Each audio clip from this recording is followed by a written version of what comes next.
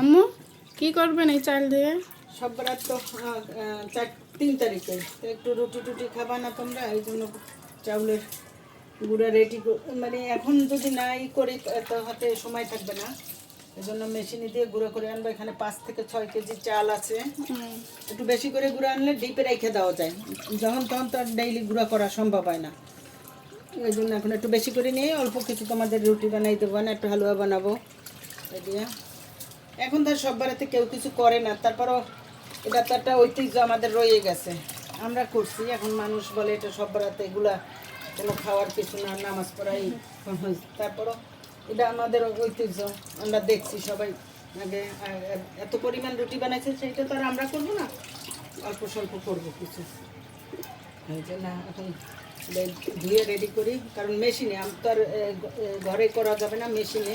আগে ডেকিতে অনেক ডেকি ছাড়া গুঁড়ায় যেমন সব ধরনের পিঠা সুন্দর হতো, এখন ডেকির মতনই করে ওরা, ভিজা চালের এখন গুঁড়া করে, ভালো পানি ভালোভাবে জড়াই নিয়ে গেলে সুন্দর গুঁড়া করে দেয়। তো অনেক চাল দেখছো, অনেক 5 কেজি হবে তাই না? 5 থেকে 6 কেজি। কারণ ওই চাল তোমার বাবাই কত গুণ আনছে আমি জানি না, আমার বাসায় আরও কিছু ছিল, এই সবগুলো এখন গুঁড়া করে নিয়ে আসতেছি। চাল গুঁড়া করে নিয়ে আসছে মেশিনে, ভিজানো চাল না দাঁড়া। এই যে চাল ধোয়া তো দেখাইছিলাম, এবার চাল গুঁড়ো করা হলো। ভালো করে ধুয়ে চাল মেশিনে, মানে এটা ওরা ডেকির ছাটার মতনই তৈরি করে দেয়, বেশ সুন্দর। দেখেন চালের গুঁড়োটা কত সুন্দর। এখন কিছু প্রায় কত 7 কেজি হয়েছে, 7 কেজি। 7 কেজি চালের গুঁড়া। এই যে আমি এখন ভালো করে টেকে নিচ্ছি, এগুলো গুঁড়া কিছু ফ্রিজে রাখবার, কিছু শুকাবো। একটু সব বেড়াতে 4-5টা রুটিও বানাবো যদি আমাদের সম্ভব হয়। আর যা আস্তে আস্তে থাকলে পিঠা খাওয়া হয়, না হলে গুঁড়া না থাকলে পিঠা খাওয়া হয় না। তো চাউলের গুঁড়োটা করলাম, এবার রুটি বানালে আবার অবশ্যই আপনাদেরকে দেখাবো। এখন আমরা ছাদে গুঁড়া রোদ দিতে যাচ্ছি, ছাদে দিয়ে আসবো। তো পুরোটা না, অর্ধেকটা রোদ দেবো। হ্যাঁ আমার দাদু যায়। কই যাবো আপি? ছাদে যাবা? চলো চলো যাই আমরা। ঠিক আছে, এখন দাঁড়িয়ে আছি উপরে যাওয়ার জন্য, ওই উঠানামা করে সবাই, দেরি হয়ে যাচ্ছে।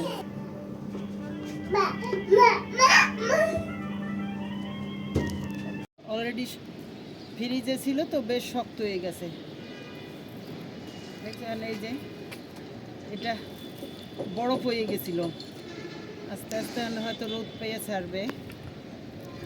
আইসা ফাঁকে নাড়তে হবে, নাইলে শুকানো যাবে না। গুঁড়াটা কিন্তু অনেক সুন্দর হয়েছে তাই না? সাদা দপদপ দপ করে, কতবার ধোয়া দিছি। আরও আছে,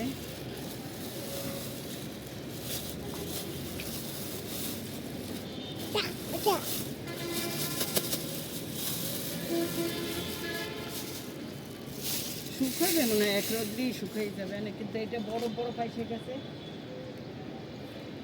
কালকে যদি দেওয়া যেত না তাইলে খুব ভালো হইতো, কালকে তো রাত্রে গুঁড়ো করে নিয়ে আসা হয়েছে।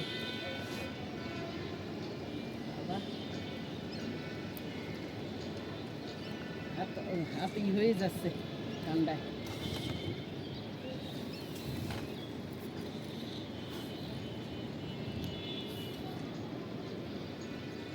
কিছুটা সময় ছাদে থাকি, তার দেখে একটু নাড়া দিয়ে করা যায় কিনা।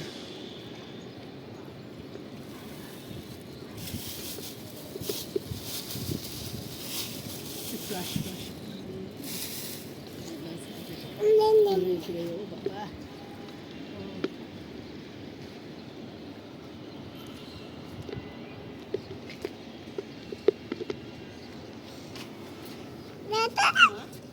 এরা নিচে সামনে বেনায়।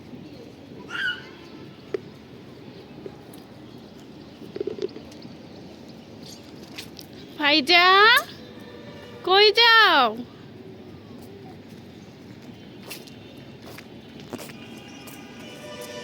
কারা জানি বেসন তৈরি করবে, সেই জন্য এখানে ডাল ধুয়ে শুকা দিছে, মানে ধোয়ার দরকার হয় না এগুলো, তুলে দিছি। এখানে ডাল চাল 3-4 ধরনের ডাল দিয়ে এটা বেসন তৈরি করবে, আমাদেরও দিতে হবে।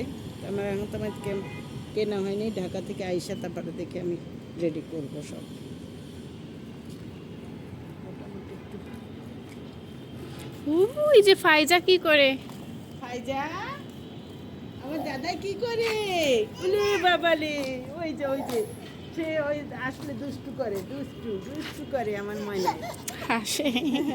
আমার ময়না দুষ্টু করে, বলে দুষ্টু। ছাদ থেকে গুঁড়া শুকায়ে নিয়ে আসলাম, তো পুরোটা শুকায় নেই আজকে, একটু মেঘলা মেঘলা আকাশ, একটু পাতলা করে দিতে পারলে হয়তো বা শুকিয়ে যেত। তারপর এখন এখানে ফ্যান ছেড়ে দেবো শুকাক আস্তে আস্তে। এইটা দিয়ে আমি পিঠা বানাতে চাচ্ছি। একটু রুটি বানালেও আটাটা শুকনো হলে পরে কাইটে সুন্দর হয়, এই জন্য আমি একটু শুকাইয়ে নিচ্ছি। আর বেশিরভাগই রাইখা দিছি গুঁড়া।